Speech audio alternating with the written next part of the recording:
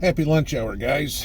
Okay, so it's been a while since we've done a road trip video, but I have listened to you guys, and if you notice, I remembered to bring the microphone, so hopefully that will get rid of some of the road noise and you guys can hear me better. With my luck, it'll probably pick up more road noise and make it even worse. So I kind of want to follow up a little bit on this morning's video and talk about other food sources and things that you might have to get used to in an SHTF situation.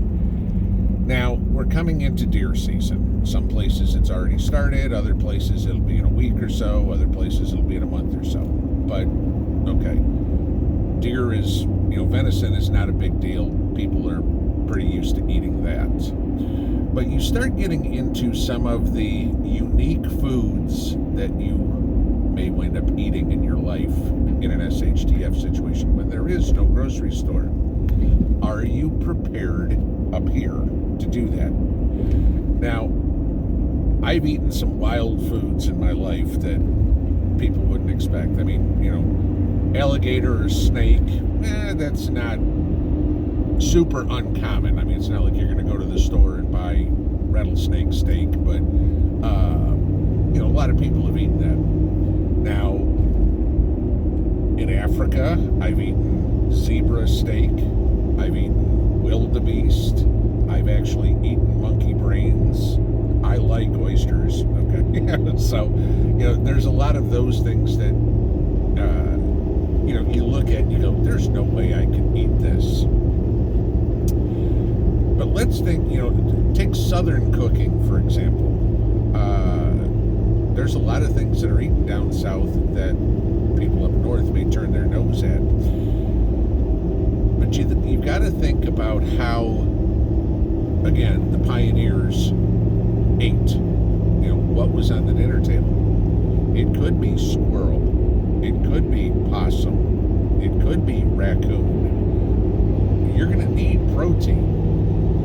And again, we could go back to a lot of our ancestors. I mean, I go back to my grandparents and, things that they ate, and I've eaten, of course, as well. But you look at, maybe oxtail soup, that any of you that know what Salt's is, okay, Mrs. P actually makes it.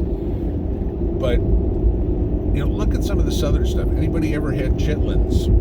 Do you know what chitlins are? I mean, it's cooked up pig intestine. Yes. This may be a source of protein for you that you have no choice but to eat. You're going to be hungry, and somebody's going to say, oh, what's for dinner? And they're going to say, squirrel stew. And you're like, oh, I can't eat that. Trust me, you're hungry enough, you'll eat what's ever put in front of you. Some of you can relate to being in a homeless situation, okay? You'll eat whatever. Now, I never got to the point where I was going through dumpsters or anything like that for food, thank God. But you start eating whatever's available. I remember being down in Texas, and a lot of people will say there's no way I can do this. But again, on the Gulf Coast, yeah. How about things like crawfish? A lot of people won't touch them. Oh my God, there's no way I can do it. Other people, I mean, it's a treat to have crawfish. This may be all you're able to eat. Lots of people I have talked to in my life have said, I don't like fish. Okay, I get it. It's a taste. You're hungry, and that's all that's available. You'll eat it. Are you prepared to do that? Have you got it up in your head that I'll eat whatever is available? Because as I pass Roadkill on the road here, not that you guys can see it because it was in front of me, but we've all heard stories of people, oh my God, I was driving home and the car in front of me hit a deer. Rather than leave it on the side of the road, I picked it up, threw it in the back of my truck, and butchered it when I got home. Yeah, think about how much meat comes out of one deer. Quite a bit. Roadkill. Now, I'm not saying when you go home and there's a skunk on the road to go scrape it up and start canning it. We're not at that point.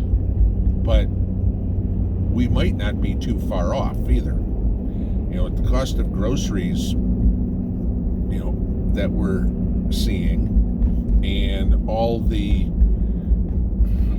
lovely stories of you'll eat bugs. No, sorry, I will not. Unless I'm that hungry, okay? May get a situation where you have to. Look into what people around the world eat. Do a little research, okay? Look at some of the Asian countries, look at some of the African countries, and figure out what those people are eating, where poverty is the norm, and they'll eat whatever's there. You know, do you want to eat earthworms? No. Okay. You know, for those of you guys old enough to remember the book that you probably read in elementary school, How to Eat Fried Worms, yeah, that's a possibility, guys.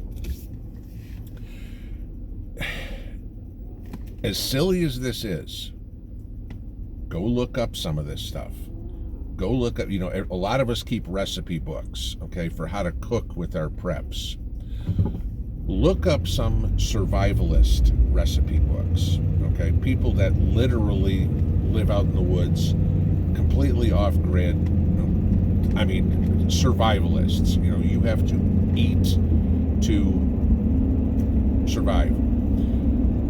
Go back, I don't even know if the TV show's still on, but I mean, go back 20 years to the TV show Survivor. And remember, if you ever watched the show, the very first thing that they were all after was fire, to keep warm, to keep dry. The next thing was food, and whatever they could get.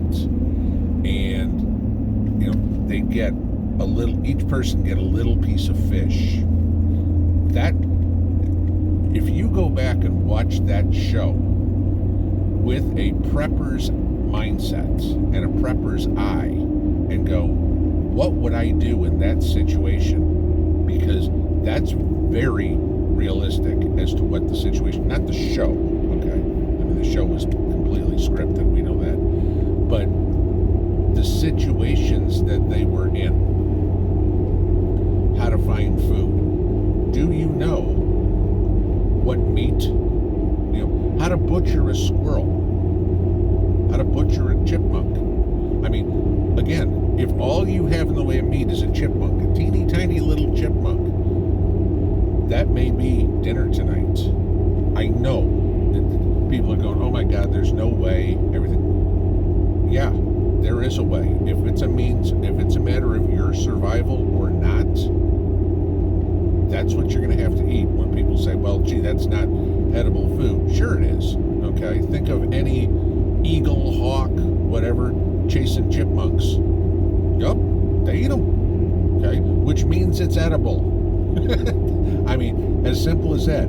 It may not taste the way what you expect, but it will put something in your belly that will keep you from starving to death. Just a thought.